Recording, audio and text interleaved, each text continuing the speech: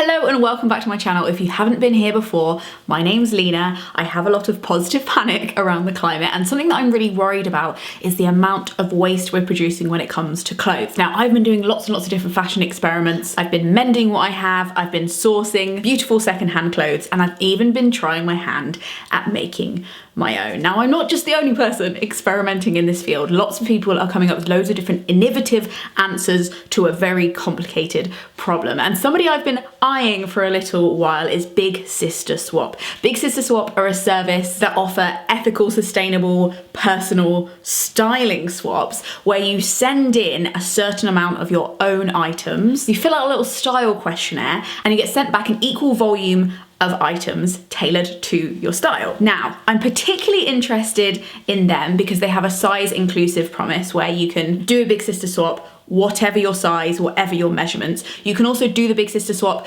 by measurement. So if you're not sure of your size, or like me, exhibited by these dresses, you'll know that women's sizing can't always be trusted. They have that option, and it also means that it's open to people who can't find stuff in local charity shops that fit them, or they can't get to local charity shops. To me, that sounds like a no-brainer. So when Big Sister Swap offered me and two of my friends, Hannah and Lucy, to come along to their HQ in London and try out the service in a little bit of a bespoke, special way, obviously I was immediately on that train. So I'm going to tell you the story of what happened, and then I'm going to show you what I got. So we get to their offices and I'm greeted by Hootie, the founder, who is absolutely wonderful. What a woman. We have a little tea, a little nibble, and of course I have a little snoop around. And these racks are something to behold. Apparently there's 10,000 items in their warehouse, and if they can't find exactly what they're looking for a swapper, if it's not in the right size or it's just not the right style and what they're looking for, they also bring in items from other kind of anti-landfill places like vintage shops, charity shops, that kind of shebang. So I was immediately like, if the things I'm looking for aren't here,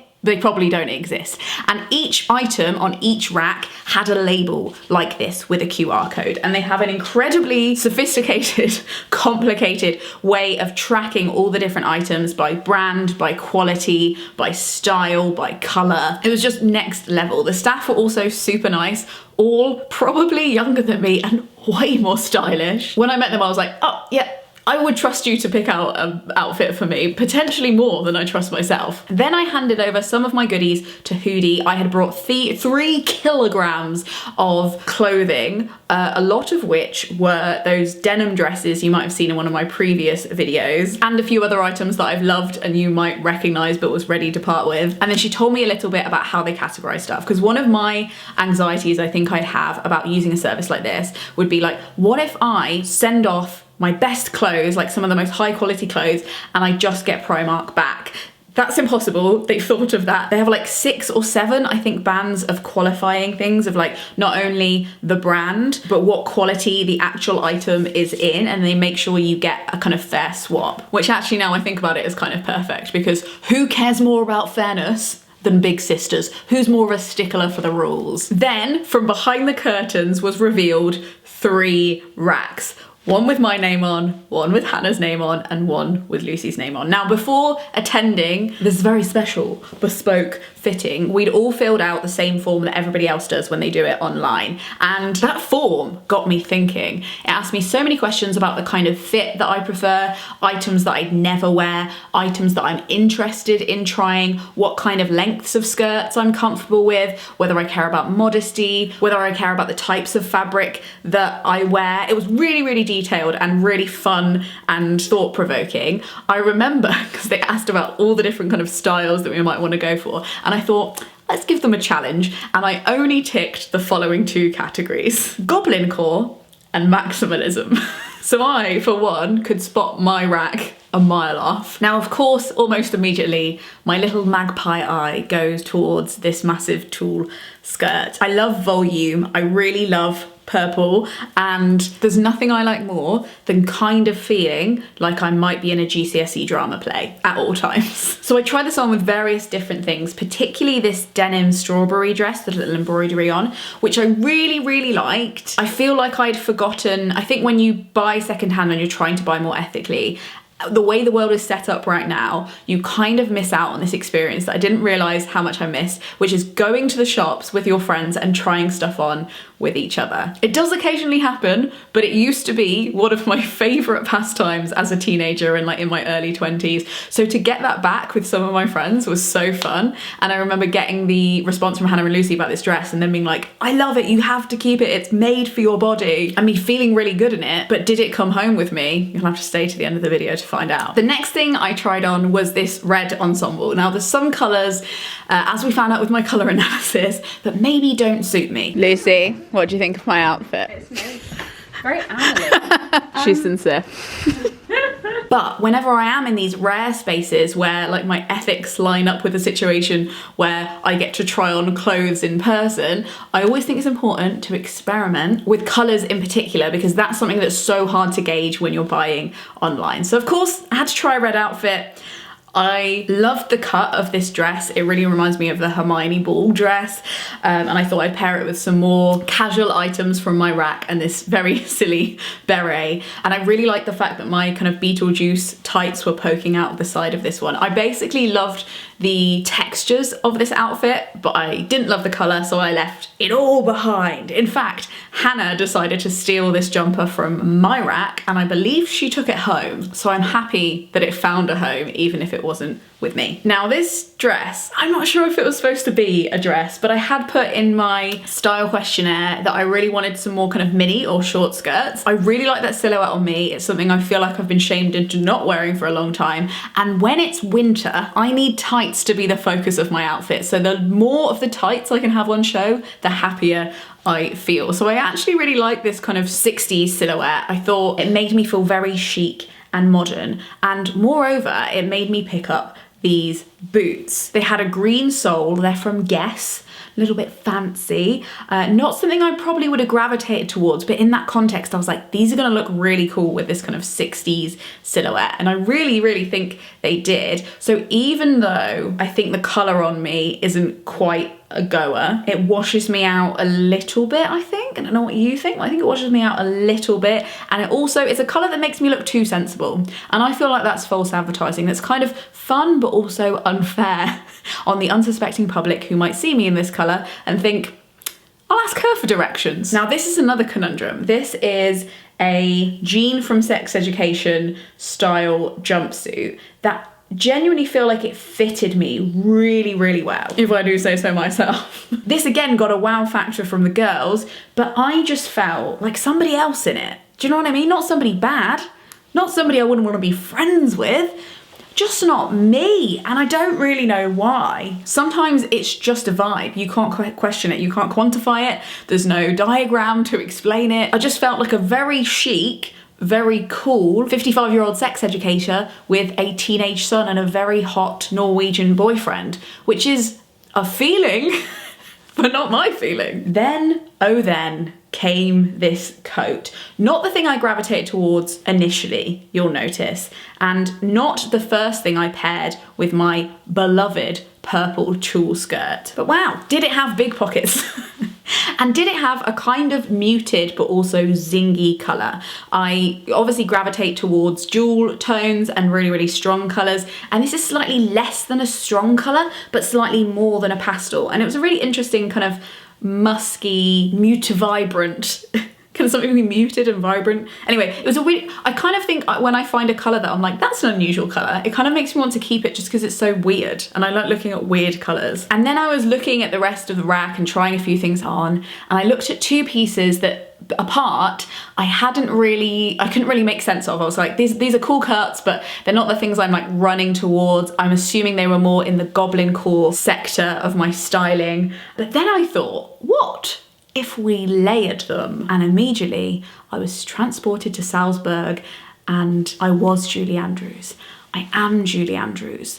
I live Julie Andrews. So a needle pulling thread. So apart, I wasn't sure. Together, I kind of felt like they had to come home with me. So in the end, I ended up taking home 6 pieces, which came to, I think, about 2 and a little bit kilograms. So I definitely took home less than I bought, which I was happy with, because to be honest, my wardrobe's doing just fine right now. It doesn't really need too many additions. So that means that it's time for me to slide to this side of the screen and show you what I actually brought home. And you can see in this little area how I styled it, which future me will be doing. So I hope you've done a really good job, Lena, okay? Right, now it's been a few weeks of me living with these items. So I have to say that my most worn item has to be this monkey coat. Here's that colour again if you wanted to see it. It is faux leather. It has a tie waist. I actually, oh my God, I did ask in my style survey if I could have some kind of trench coat, because I feel like I don't have any formal coats and it would be nice to be able to instantly dress more formally by putting on a single item. So this is by far my most worn item. These pockets, you can't see them, but they're really deep. I mean, look at this. It disappears. It's gone. I can carry around like my massive reusable coffee cup in this, no problemos. And another unusual part of this coat is how wide the sleeves are, which means you can layer it with ridiculously chunky jumpers, like ridiculously chunky. So that was a really unexpected find and definitely my most worn item. My second most worn item is definitely these Guess boots. Did you guess it? Guess. They're a bit mucky at the moment, which just shows how much I have been wearing them. I really love the pop of green. I think green is a colour that you can have a pop of without having any other green in the outfit, and it kind of makes sense in a bit of an audacious way. I've mainly been styling them with tights, but I'm sure they would look good with jeans as well. And I think they're on the safe side of welly-ish, do you know what I mean? They're not, they're giving fun outdoors autumn, but they're not quite in welly territory, although I feel like it's close. Then I would say, since the swap, my next worn item is just this really basic maroon long sleeve ribbed top. This one is originally from H&M and it's got a nice wide high neck and a kind of fabric that clings to you a little bit without feeling like you're being suffocated. So I really like this top, and I've been wearing it with dungarees, under colder dresses, with my maroon tights as a kind of subtle autumnal clash. And it's nothing wow, but I did need some more basics in my wardrobe that were going to be a little bit warmer for layering.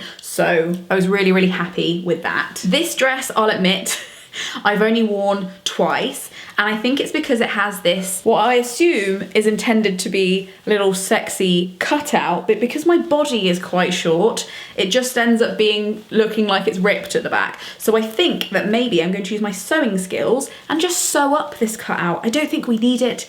It's not wanted here, and because I love the cut of the dress in general so much, I really think I'd wear it more then. It is admittedly more of a summer dress, so I'll probably wear it more next year. But of course, the other day I was going on a trip to home base, and I thought, is there not a better time to live my Sound of Music's dreams and wear these together with some brown docs? So here's some footage of that. Make of it what you will. And the one thing that I haven't worn yet, hands up, is the thing that I was most excited to take home, and it's this tulle skirt that's taking up all of the frame. It's originally from Hell Bunny. It doesn't feel like it's been worn that much. It still feels pretty new. And do you know what? The only reason that I haven't worn this is because I haven't gone to any parties. And should I have been invited to a party, you bet I would have worn this, but it is coming up for December. So if somebody could take pity on me so I can wear this freaking skirt, that would be great. But I'm thinking that also maybe future Lena is finding ways to style this more casually, potentially in a monochromatic purple on purple way with this jumper. This is what I'm thinking. Are you agreeing with me, future Lena? I hope you are. It's definitely a really unique find. And also if I end up making some kind of video essay about the new Wonka film, then this has to be my costume. No? Anyway, that's what I got from Big Sister Swap. Thank you so much for them for having us. This wasn't sponsored in any way. I agreed to go along for free, and if I liked it, I was gonna make a video about it, and I loved it, so I did. Hannah and Lucy also got some very cute outfits, so if you want to watch their videos about it, you can see them below. I'll link them in the description. This is just one of many of the innovations that are happening in the UK around trying to reduce fashion waste and generally just have a happier, more joyful clothes experience for everybody, because what I see when I see landfill full of old fast fashion clothes is that not only the waste and the doom and the sadness, but also just the thing that just like, I don't think this is working for anybody. Even the people, the privileged people who are supposed to be benefiting, who are buying and then throwing away these clothes, they're not even liking them because they're throwing them away. So if you know of any innovative answers to the future of fashion going on in your country, I'd love to hear about them below, because I think there's so many interesting ideas and there's not going to be one answer for everything. There's got to be a plethora of different ways of doing it and different ways of mixing it up that fits with loads of different people's kinds of lifestyles. This video and all videos like it are sponsored by the Gumption Club. They're my patrons and they tip me for video to make sure these videos keep happening, and so that I can shout out and make videos about smaller little setups and startups like this that might not be able to sponsor a whole video by an influencer. It means that I can go in and impartially put a spotlight on cool people doing cool things, and so we don't only hear from the companies that are big enough to buy sponsorship. If you like this video on sustainable fashion, you could like any of these videos. They're all fun variations on a theme. And if you've got any ideas of other ways I can make videos about anti-landfill fashion, leave them below, because I'm planning my 2024 content right now and the plots are thickening. Thank you so much for watching. Frogsnog out.